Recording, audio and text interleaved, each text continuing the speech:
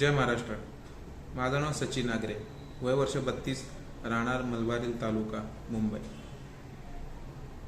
मागेच एक बातमी आली होती की मराठी शाळा वाचवण्याचा प्रयत्न चालू आहे, मराठी शाळांची प्रगती करण्याचा प्रयत्न चालू आहे. सर्वप्रथम मी तर सर्व लोकांना धन्यवाद करतो जे लोक ह्या प्रयत्नांमध्ये आहेत. पण मला काही राजकारणी लोकांना प्रश्न करायचा आहे की तुम्ही जे हे बोलत आहात की मराठी शाळांचा, मराठी माध्यमिक शाळांचा उद्धार केला पाहिजे, वाचवलं पाहिजे त्यांना, तुमची स्वतःची मुलं कोणत्या शाळेत शिकत आहे? कोणत्या शाळांमध्ये तुम्ही त्यांना दाखल केलं आहे? ते लोक त्या शाळांमध्ये कितपत मराठी शिकत आहे?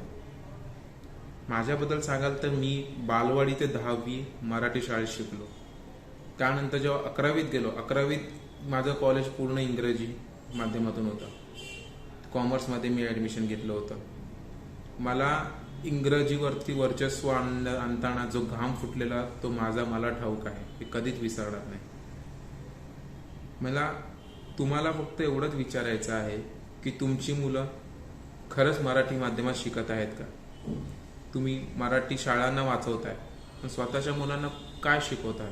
तुमची मुलं कॉन्व्हेंटमध्ये शिकत आहे, तुम्ही त्यांना मराठी माध्यमात नाही टाकलं, कारण तुम्हालाही माहिती आहे की मराठी माध्यमात टाकल्यावरती त्यांना समाजाशी लढायची ताकद मिळेल, पण जगाशी लढायची ताकद त्यांना मिळणार नाही.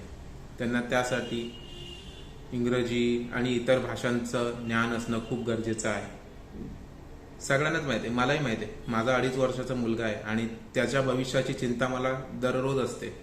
त्यांनी काय शिकावं, त्याला काय ज्ञान मिळालं पाहिजे ह्याची चिंता मला नेहमीच असते. आणि मी त्याला सर्व काही शिकवणार आहे, म्हणजे जे मी अफोर्ड करू शकतो ते सर्व काही त्याला मी शिकवणार आहे, नो डाऊट.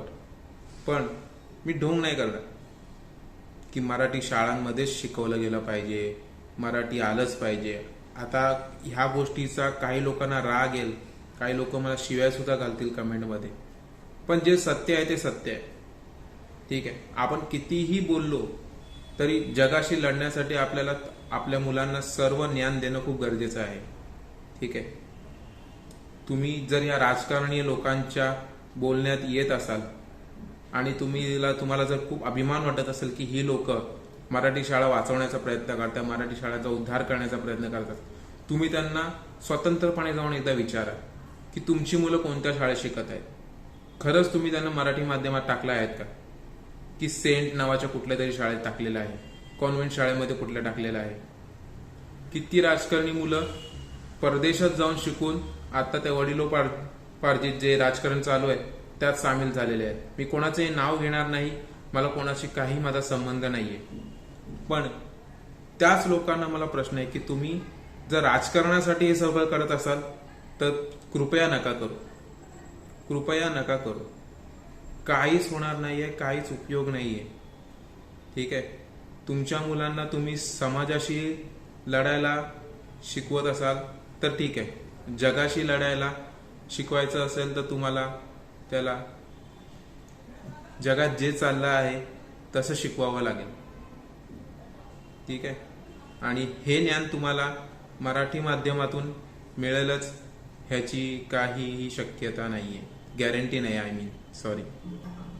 तर मला सामान्य माणसाला फक्त एवढंच सांगायचं आहे की जे मराठी शाळा वाचवण्याचा प्रयत्न करत आहेत, त्यांची प्रगती करण्याचा प्रयत्न करत आहेत, हे लोक फक्त आणि फक्त त्यांच्या राजकारणासाठी या गोष्टी करत आहेत. ठीक आहे, कोणालाही इथे या गोष्टीचं एवढं काही चिंता लागलेली नाहीये. स्वतः बोलणं वेगळं आहे आणि स्वतः करणं वेगळं आहे. घरामध्ये त्यांच्या काय चाललं आहे ते सुद्धा तुम्हाला माहिती असणं गरजेचं आहे. एखादा कार्यकर्ता स्वतःच्या मुलाला कॉन्व्हेंट शाळेमध्ये शिकायला पाठवतोय आणि रस्त्यावरती आंदोलनं करतोय की मराठी शाळा वाचली पाहिजे, मराठी शाळा वाचली पाहिजे, तर आणि तुम्ही अशा माणसाला जर सपोर्ट करत असाल तर ते फार चुकीचं आहे. बाकी माझं बोलणं तुम्हाला वाईट वाटत असेल, चुकीचं वाटत असेल तर तुम्ही मोकळे आहात मला शिव्या घालायला. कमेंट बॉक्स ओपन आहे, सोशल मीडिया फ्री आहे, इंटरनेट फ्री आहे. आपले मत मांडण्याचा प्रत्येकाला हक्क आहे, जसा मला आहे तसा तुम्हालाही आहे.